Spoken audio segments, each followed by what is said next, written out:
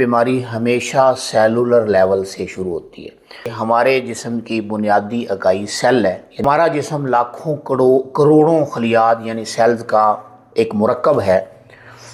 ایک سیل، اس سیل سے آگے ٹیشو بنتا ہے، ٹیشو سے آگے آرگن بنتا ہے، آرگن سے آگے سسٹمز بنتے ہیں، اور اس کے بعد ہول باڈی آف ہیومن بنتی ہے، یعنی انسانی جسم کا سارا ڈھانچہ بنتا ہے۔ ہمارے جسم کے اندر بنیادی طور پر 4 قسم کے سیلز پائے جاتے ہیں، جن کو nerve cell, muscular cell, epithelial cells اور کنیکٹیو سیلز میں تقسیم کیا جاتا ہے۔ بنیادی طور پہ ہمارا مرض کوئی بھی ہو، وہ انہی 4 سیلز میں سے کسی ایک میں شروع ہوتا ہے، کسی ایک قسم میں شروع ہوتا ہے۔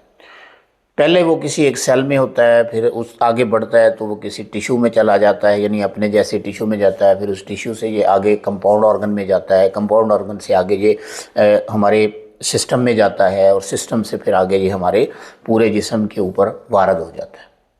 تو یہ مرض کا جو ہے نا ایک میکانزم ہے۔ اب اس کی نشانیاں ہوتی ہیں جن کو ہم سمٹمز کہتے ہیں، جو ظاہر ہوتی ہیں۔ کبھی یہ نزلے کی صورت میں ظاہر ہوتی ہیں، کبھی یہ کھانسی کی صورت میں ظاہر ہوتی ہیں، کبھی یہ بخار کی صورت میں ظاہر ہوتی ہیں، کبھی یہ بلیڈنگ کی صورت میں ظاہر ہوتی ہیں، کبھی سویلنگ کی صورت میں ظاہر ہوتی ہیں، کبھی یہ اوڈیما کی صورت میں ظاہر ہوتی ہیں۔ تو یہ ساری چیزیں جو ہے نا یہ نشانیاں ہوتی ہیں، یہ سمٹمز ہوتی ہیں، اصل بیماری پیچھے ہوتی ہے۔